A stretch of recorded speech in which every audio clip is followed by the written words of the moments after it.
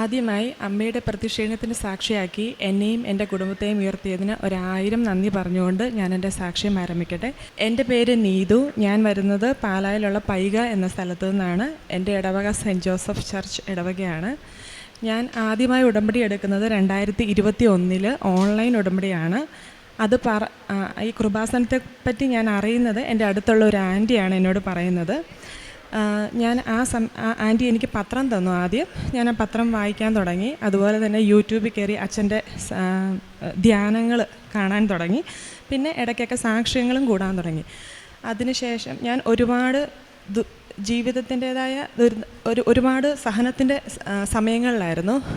ഞാൻ ഗൾഫിൽ നിന്ന് ജോലി നിർത്തി നാട്ടിൽ വന്ന സമയം 3 വർഷമായിട്ട് ഞാൻ നാട്ടിൽ ജോലി നോക്കി. പക്ഷേ എനിക്ക് ഒരിടത്തും ജോലി കിട്ടിയില്ല. കാരണം ഞാനൊരു നേഴ്സാണ് പ്രൊഫഷൻ വൈസ്. അവർ പറയുന്നത് കുറേ നാളത്തെ ലാഗ് വന്നു, അതുകൊണ്ട് ഒരിടത്തും എന്നെ എടുക്കാൻ പറ്റില്ല എന്നായിരുന്നു. അങ്ങനെ ഇരിക്കുമ്പോൾ ഞാൻ ഈ മാതാവിൻ്റെ പ്രാർത്ഥനകളും എല്ലാം കണ്ടിന്യൂ ചെയ്തുകൊണ്ടിരുന്നു. പത്രത്തിൽ ഒരു സൗദി MOH ഇൻ്റർവ്യൂ വന്നു. ആ ഇൻ്റർവ്യൂ ഞാൻ അറ്റൻഡ് ചെയ്യാൻ വേണ്ടിയിട്ട് പോയി. ഞാൻ പോയപ്പോൾ എനിക്ക് എൻ്റെ ആൻറ്റി, അടുത്തുള്ള ആൻറ്റി മാതാവിൻ്റെ തൈലം തേച്ച് തന്നു. മാതാവിൻ്റെ ഉപ്പും തേനും എല്ലാം കുടിച്ചിട്ടാണ് ഞാൻ അന്ന് ആ ഇൻ്റർവ്യൂവിന് പോയത്. ആ ഇൻ്റർവ്യൂവിന് ഞാൻ അറ്റൻഡ് ചെയ്തപ്പോൾ ശരിക്കും പറഞ്ഞാൽ എന്നോട് ഒരു ക്വസ്റ്റ്യൻ പോലും അന്ന് ചോദിച്ചില്ല. പക്ഷേ എനിക്ക് മുൻപ് അറ്റൻഡ് ചെയ്തവരൊക്കെ ഇറങ്ങി വന്നപ്പോൾ എന്നോട് പറഞ്ഞു, ഭയങ്കര ക്വസ്റ്റ്യൻ ചോദ്യമാണ്, പാസ്സാവോ ഇല്ലയോ എന്നൊന്നും അറിയില്ല. എന്നോടാകെ ചോദിച്ചത് എൻ്റെ പ്രീവിയസ് എക്സ്പീരിയൻസ് എങ്ങനെ ഉണ്ടായിരുന്നു എന്ന് മാത്രമാണ്. ആ ഇൻ്റർവ്യൂ ഞാൻ പാസ്സായി. 3 മാസത്തിനുള്ളിൽ തന്നെ ഞാൻ സൗദിക്ക് കയറി പോവുകയും ചെയ്തു. ഇത് എൻ്റെ മെറിറ്റ് അല്ല അവിടെ. കാരണം 3 വർഷമായിട്ട് ഞാൻ എൻ്റെ മെറിറ്റ് ജോലി നോക്കിയതാണ്. എനിക്കത് കിട്ടിയില്ല. അച്ഛൻ പറയുന്ന പോലെ not by merit but by grace എന്ന് പറയുന്ന അതേ ഇതാണ് എൻ്റെ ജീവിതത്തിൽ അന്ന് നടന്നത്. അതിനുശേഷം സൗദി ചെന്ന് കഴിഞ്ഞപ്പം എനിക്ക് 2 ചെറിയ മക്കളാണുള്ളത്. എൻ്റെ ഹസ്ബൻഡും എൻ്റെ ചെറിയ മക്കളും നാട്ടിലാണ്. അങ്ങനെ ഞങ്ങൾക്ക് ഒരുമിച്ച് താമസിക്കണമെന്ന് ഞങ്ങൾ ഒരുപാട് പ്രാർത്ഥിച്ചു. അതിൻ്റെ ഫലമായിട്ട് ഞാൻ OET എക്സാം എഴുതാമെന്ന് വെച്ചു. OET എക്സാം ഈ മിനിസ്ട്രിയിലെ ഡ്യൂട്ടി എന്ന് പറഞ്ഞാൽ കുറച്ച് ടഫാണ്. കാരണം നൈറ്റൊക്കെ കഴിഞ്ഞ് വരുമ്പം നമുക്കധികം സമയമൊന്നുമില്ല. പക്ഷേ ഞാൻ 2 മണിക്കൂർ മാത്രം ഉറങ്ങിയിട്ട് OET നന്നായിട്ട് പ്രിപ്പയർ ചെയ്തു പഠിച്ചിട്ട്. പക്ഷേ 2 പ്രാവശ്യം ഞാൻ അറ്റൻഡ് ചെയ്തിട്ട് എനിക്ക് ക്ലബിംഗ് സ്കോർ മാത്രമാണ് കിട്ടിയത്. 3ാമത്തെ അറ്റംപ്റ്റ് ഞാൻ വിചാരിച്ചു ഇനി ഞാൻ പഠിക്കുന്നില്ല. കാരണം ഞാൻ നന്നായിട്ട് ട്രൈ ചെയ്തു അത് കിട്ടാൻ വേണ്ടിയിട്ട്. പക്ഷേ എനിക്ക് 2 പ്രാവശ്യം കിട്ടിയില്ല. 3ാമത്തെ പ്രാവശ്യം ഞാൻ എന്ത് ചെയ്യുന്നതെന്ന് വെച്ചാൽ എല്ലാ ദിവസവും ഞാൻ ആ പഠിക്കുന്ന സമയം ബൈബിൾ വായിക്കാൻ തുടങ്ങി. കണ്ടിന്യൂസ് ബൈബിൾ വായിച്ചു.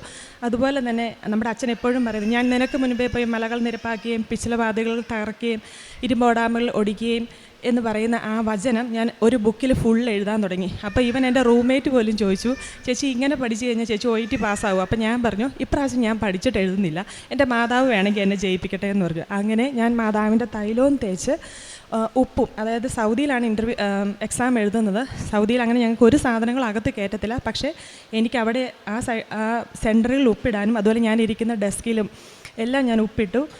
അന്നത്തെ എക്സാം വന്നു.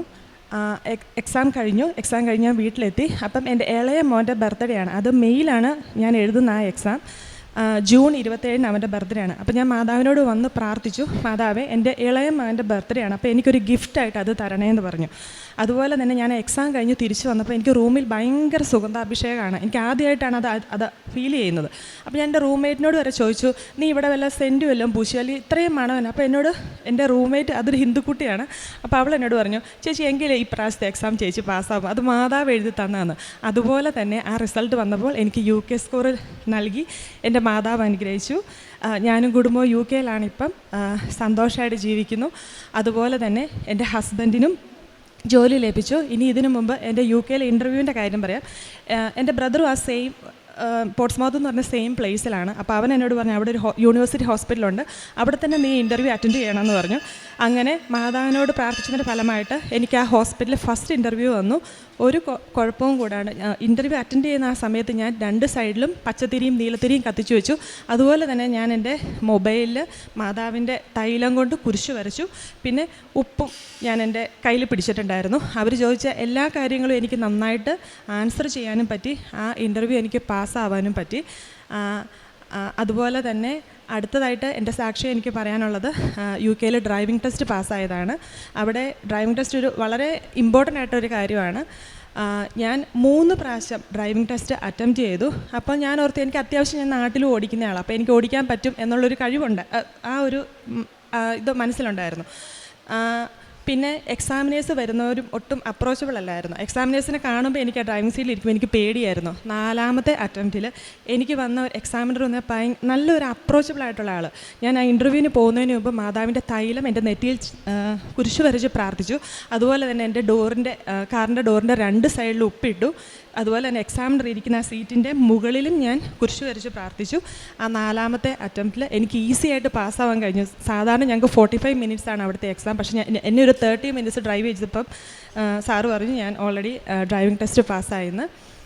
ഇത്രയേറെ അനുഗ്രഹങ്ങൾ തന്ന എൻ്റെ മാതാവിനും ഈശോയ്ക്കും ഒരുപാട് നന്ദി പറയുന്നു. അതിലേറെ 2021 ഓൺലൈനിൽ ഉടമ്പടി എടുത്തപ്പം മുതൽ എനിക്കൊരു കിട്ടിയ അനുഭവങ്ങളാണ് ഇതെല്ലാം. പക്ഷെ ഞാൻ ഇതുവരെ ഇവിടെ വന്ന് സാക്ഷ്യം പറയാൻ വന്നില്ല. തീർത്ഥാടന ഉടമ്പടി എടുക്കും, പക്ഷേ എനിക്കെന്തോ സാക്ഷ്യം പറയാൻ പേടിയാണ്.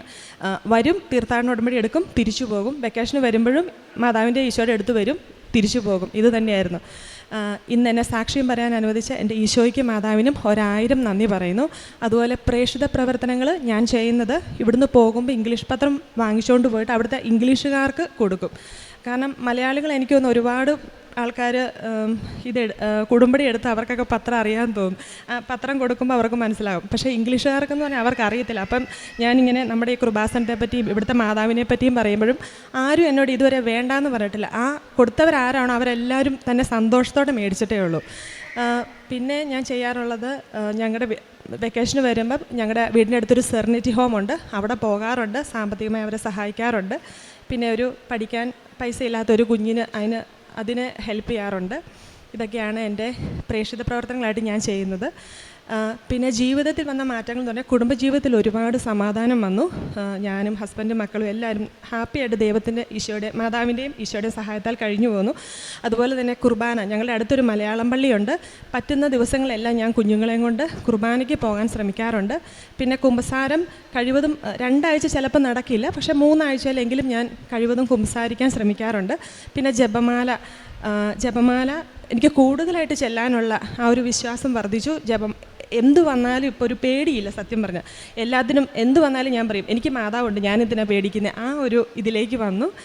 ഇത്രയേറെ അനുഗ്രഹങ്ങൾ തന്ന എൻ്റെ മാതാവിനും ഈശോയ്ക്കും ഒരുപാട് നന്ദി. ഇനിയും തുടർന്നുള്ള ജീവിതത്തിൽ ഇതുപോലെ തന്നെ ഈ ഉടമ്പടിയിൽ ജീവിക്കുന്നതിനും അച്ഛൻ്റെ ധ്യാനം കൂടുന്നത് എല്ലാ ദിവസവും യൂട്യൂബിൽ കാണാറുണ്ട്. പക്ഷേ എല്ലാ ചൊവ്വാഴ്ച എനിക്ക് കാണാൻ പറ്റാറില്ല, കാരണം ഡ്യൂട്ടിയുള്ള ദിവസങ്ങളാണ്. പക്ഷേ ഞാൻ ആ ഒരു വീക്കിൽ അത് അച്ഛൻ്റെ ധ്യാനം കണ്ട് തീർക്കാൻ ശ്രമിക്കാറുണ്ട്. പിന്നെ ഡെയിലി ബ്ലെസ്സിങ് അതെന്നും ചിലപ്പം 5:30 ചെല്ലും, പക്ഷേ ചില ദിവസങ്ങളൊക്കെ താമസിച്ചിട്ടുമുണ്ട്. പക്ഷേ ചില ദിവസം 4 മണിക്കൊക്കെ എണീക്കുന്ന എപ്പോഴാണോ അവിടുത്തെ സമയമാണ് ഞാൻ പറയുന്നത്, ആ സമയങ്ങളിൽ എണീറ്റ് ഞാനത് ചെല്ലാറുണ്ട്.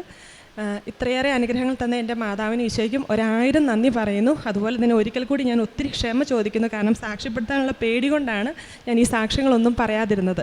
ഈശോയ്ക്കും മാതാവിനും 1000 നന്ദി. എൻ്റെ പാത അങ്ങ് വിശാലമാക്കി, എൻ്റെ കാലുകൾ വഴുതിയില്ല. സങ്കീർത്തനം 18:36. നാം നമ്മുടെ സ്വന്തം ശക്തിയിൽ വിശ്വസിക്കുമ്പോൾ പലപ്പോഴും വഴുതി വീഴാം.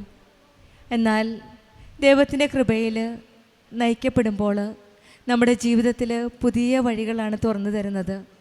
അതാണ് ഉടമ്പടി ജീവിതത്തിലെ ഓരോ മക്കളുടെ സാക്ഷ്യത്തിൽ നിന്ന് മനസ്സിലാക്കാൻ സാധിക്കുന്നത്. ഉടമ്പടിയിൽ നാം നമ്മുടെ ജീവിത വഴികൾ ദൈവത്തിൻ്റെ കൈകളിലാണ് ഏൽപ്പിക്കുന്നത്. പരിശുദ്ധ അമ്മയാണ് നമ്മുടെ ഓരോ കാര്യങ്ങളും ഈശോയുടെ അരികിലേക്ക് കൊണ്ടുപോകുന്നത്. അങ്ങനെയാണ് നമുക്ക് ദൈവം പുതിയ വിശാലമായ പാതകൾ തുറന്നു തരുന്നത്. എൻ്റെ പാത അങ്ങ് വിശാലമാക്കി, എൻ്റെ കാലുകൾ വഴുതിയില്ല എന്നാണ്. അതായത് ഉടമ്പടി ജീവിതത്തിൽ നമ്മുടെ പാതകൾ ഓരോ ദിവസവും ഓരോ നിമിഷവും വിശാലമാക്കുന്ന ഒരു ദൈവമാണ് നമ്മുടെ കൂടെയുള്ളത്. ആ ദൈവത്തിൻ്റെ സാന്നിധ്യമാണ് ഓരോ മക്കളും ഇവിടെ സാക്ഷ്യപ്പെടുത്തുന്നത്. നമ്മുടെ കാലുകൾ വഴുതാതെ നമ്മളെ താങ്ങി നിർത്തുന്ന ഒരു ദൈവം, നമ്മെ സംരക്ഷിക്കുന്ന കൃപാസനം അമ്മയാണ് നമ്മുടെ കൂടെയുള്ളത്. ഉടമ്പടി മക്കളുടെ ജീവിതത്തിൽ പ്രശ്നങ്ങളുണ്ടെങ്കിലും അതെല്ലാം തരണം ചെയ്യാനുള്ള വഴി തുറന്നു കൊടുക്കുകയാണ് ഈശോയും അമ്മയും. ആത്മീയമായി കാലുകൾ വഴുതാതെ നിൽക്കാൻ ദൈവകൃപയാണ് നമ്മെ സഹായിക്കുന്നത്. ഒരുപക്ഷെ സാമ്പത്തിക പ്രശ്നങ്ങളാവാം, കുടുംബ പ്രശ്നങ്ങളാവാം, പരീക്ഷകളുടെ ഇൻ്റർവ്യൂകളുടെയും ബുദ്ധിമുട്ടുകളും തടസ്സങ്ങളുമാവാം. എന്തൊക്കെയാണേലും വഴുതിപ്പോകാൻ സാധ്യതയുള്ള ഈ നിമിഷങ്ങളെല്ലാം ഉടമ്പടി മക്കളുടെ ജീവിതത്തിൽ ആത്മാർത്ഥതയോടെ ഉടമ്പടി ജീവിതം നയിക്കുമ്പോൾ ജീവിത വഴികൾ വ്യത്യസ്തമാണ്. നമ്മൾക്ക് വീഴാതെ മുന്നോട്ട് പോകാനുള്ള ഒരു വഴി തുറന്നു തരുന്ന ഒരു ദൈവമാണ് നമ്മുടെ കൂടെയുള്ളത്. ദൈവകൃപയാണ് നമ്മുടെ ചുവടുകളെ മുന്നോട്ട് നയിക്കുന്നത്. അങ്ങനെയുള്ള ഒരു വലിയ സാക്ഷ്യമാണ് നീതു മേരി ജോസഫ് നമ്മളോട് ഷെയർ ചെയ്തത്. ഈശോയുടെ അമ്മയോട് ചേർന്ന് നിൽക്കുമ്പോൾ, ഉടമ്പടി ജീവിതം കൂടുതൽ വിശ്വസ്തയോടെ മുന്നോട്ട് നയിക്കുമ്പോൾ നമ്മളുടെ പാത വിശാലമാക്കുന്ന ഒരു ദൈവമാണ് നമ്മുടെ കൂടെയുള്ളത്. നമ്മുടെ കാലുകൾ വഴുതാതെ നോക്കുന്ന ഒരു അമ്മ, നമ്മെ സംരക്ഷിക്കുന്ന കൃപാസനം അമ്മയാണ് നമ്മുടെ കൂടെയുള്ളതെന്ന് നമുക്കും വിശ്വസിക്കാം. നമ്മുടെ ജീവിതത്തിലും നമ്മുടെ കരം പിടിച്ച് ഈശോയുടെയും അമ്മയുടെയും കൂടെ നമ്മുടെ ഉടമ്പടി ജീവിതം മുന്നോട്ട് നയിക്കുവാൻ സാധിക്കട്ടെ എന്ന് നമുക്ക് പ്രാർത്ഥിക്കാം. എൻ്റെ പാത അങ്ങ് വിശാലമാക്കി എൻ്റെ കാലുകൾ വഴുതിയില്ല എന്ന് നമുക്കും പറയുവാൻ സാധിക്കട്ടെ എന്ന് പ്രാർത്ഥിക്കാം.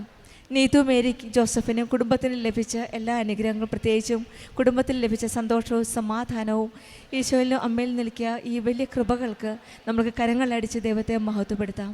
യേശുവേ നന്ദി, യേശുവേ സ്തുതി, ആവേ മരിയ. അത്യപൂർവ ദൈവാനുഭവങ്ങൾ ഇനി നിങ്ങൾക്കും സ്വന്തം. ഈ യൂട്യൂബ് ചാനൽ ഇതുവരെ സബ്സ്ക്രൈബ് ചെയ്തിട്ടില്ലെങ്കിൽ ഇപ്പോൾ തന്നെ സബ്സ്ക്രൈബ് ചെയ്യുക.